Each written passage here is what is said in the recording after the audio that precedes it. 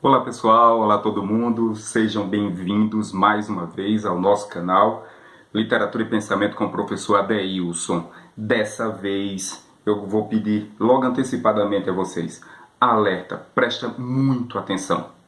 Nós iremos estudar um movimento que é conhecido como arcadismo ou neoclassicismo, mas normalmente os livros didáticos abordam o classicismo de um ponto de vista que as provas recentemente dos bons vestibulares e até mesmo da prova do Enem, ele tem outro ponto de vista a ser abordado. Vamos compreender esse movimento, não mais porque de informações o seu livro está cheio, você vai lá e busca, tá certo? Mas eu quero neste momento trazer aqui para vocês um olhar mais refinado para esse movimento. Esse é um movimento que acontece nas Minas Gerais e a gente vai chamar aqui de neoclassicismo, graças à sua origem francesa, ok? Mas antes de mais nada, vem aqui, ó, aqui embaixo e faz um favorzinho pra gente. Assina o nosso canal, inscreve no nosso canal, aperta o sininho para receber a informação. É uma forma de nos ajudar, um ajuda o outro ajuda um e a gente vai adiante.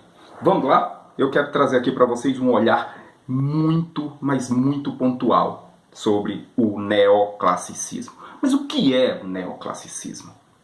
Eu falava para vocês no vídeo anterior, na nossa última aula, que foi a aula sobre barroco, eu dizia para vocês o seguinte: o barroco é uma consequência direta de uma tentativa da igreja de retomar o seu poder medieval. E o que é o neoclassicismo? Que é um movimento que começa depois do barroco, em muitos casos, certo? No Brasil eles ficaram transitando de forma paralela, porque o neoclassicismo aconteceu junto à elite cultural, intelectual e política das Minas Gerais. Esse é o ponto que nós iremos discutir, tá certo? Mas o que é neoclassicismo? É uma retomada do classicismo. E o que é o classicismo? O movimento artístico do Renascimento. E como vocês sabem, um movimento artístico como o do Renascimento é um movimento racional, filosófico, antropocêntrico. E neste exato momento, o que é que nós vivenciamos? Nós vivenciamos o cerne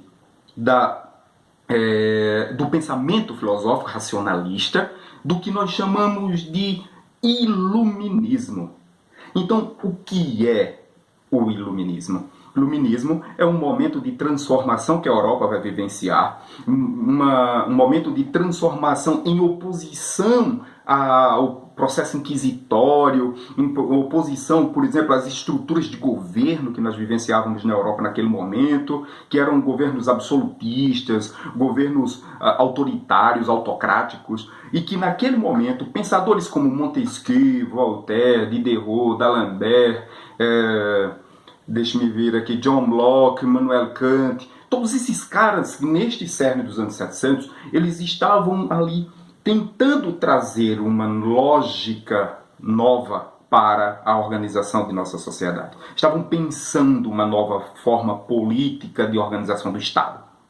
E isso foi se alastrando na vida acadêmica, e essa vida acadêmica, e essas transformações foram chegando às pessoas de forma tal que as pessoas começam a assimilar e se constrói um processo revolucionário que a gente conhece como Revolução Francesa, tá certo? Mas o que isso tem a ver com o Brasil?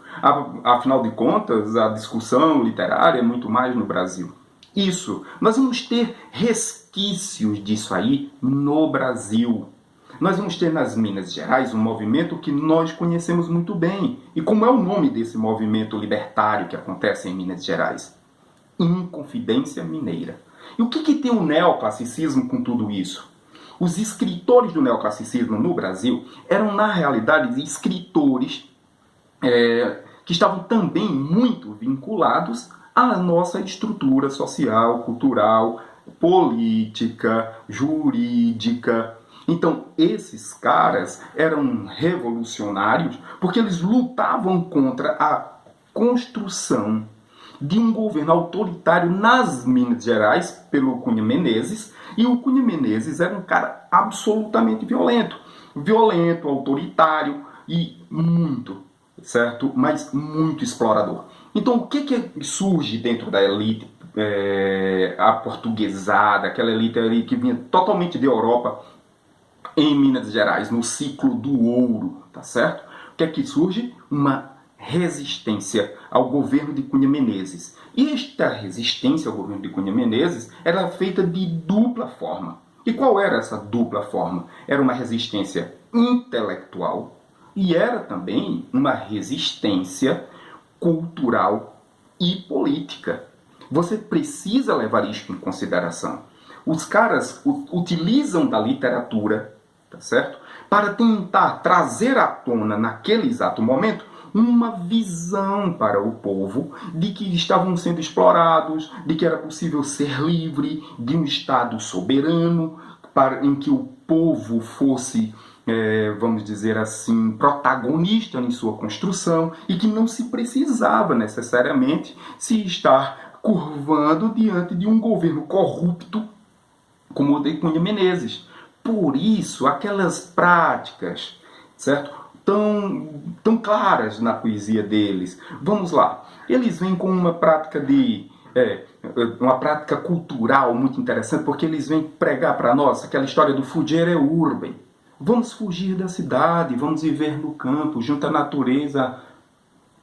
O ideal de vida simples.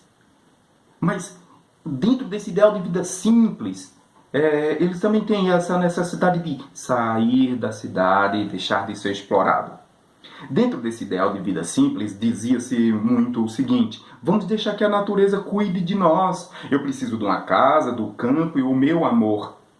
Olha o que eu estou dizendo. O Estado não vai nos recônditos, nos rincões, nos lugares mais distantes. Saiam da cidade. Isso é uma ilusão. Você está sendo roubado.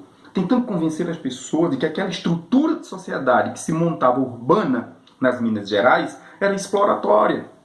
Agora, há uma contradição que tem sido muito explorada aí. Sabe qual é? Esses caras que se diziam libertários, todos eles eram donos de escravos. Esses caras que se diziam revolucionários pela liberdade e pela igualdade dos povos, eram caras absolutamente exploradores da mão de obra escrava.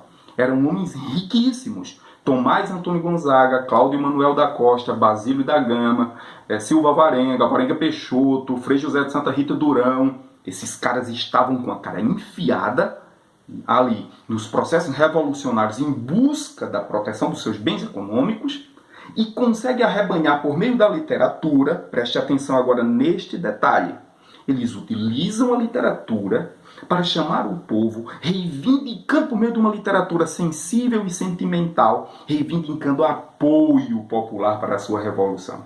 É mais ou menos o que aconteceu na Europa. A elite, de certa forma, arrebanha o povo para que com ela faça a revolução contra o governo.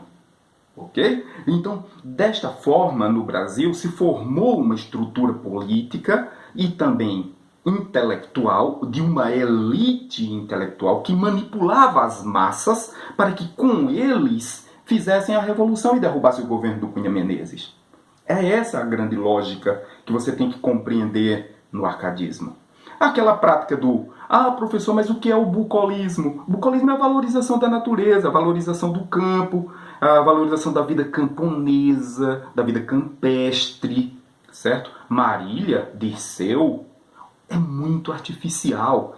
Lembrem, algumas questões têm batido na tecla da artificialidade poética disso aí. E o que seria artificialidade poética? Homens riquíssimos, homens que eram muitas vezes exploradores de trabalho escravo e que diziam-se explorados e que falavam sobre liberdade e que se diziam lutar contra a opressão, mas isso era absolutamente artificial. Por que artificial? Eles estavam lutando pelos seus próprios bens e pelo seu próprio benefício, não por um pensamento, vamos dizer assim, uma concepção coletivista, uma concepção tipicamente política, mas muito mais econômica de suas próprias vantagens. Então, o que é que a gente vê no arcadismo? O arcadismo é um movimento de uma elite cultural, intelectual, política, que se usa da literatura em grande aspecto para o convencimento das massas em seu benefício próprio. Mais uma vez, transformando o povo em gado, ok?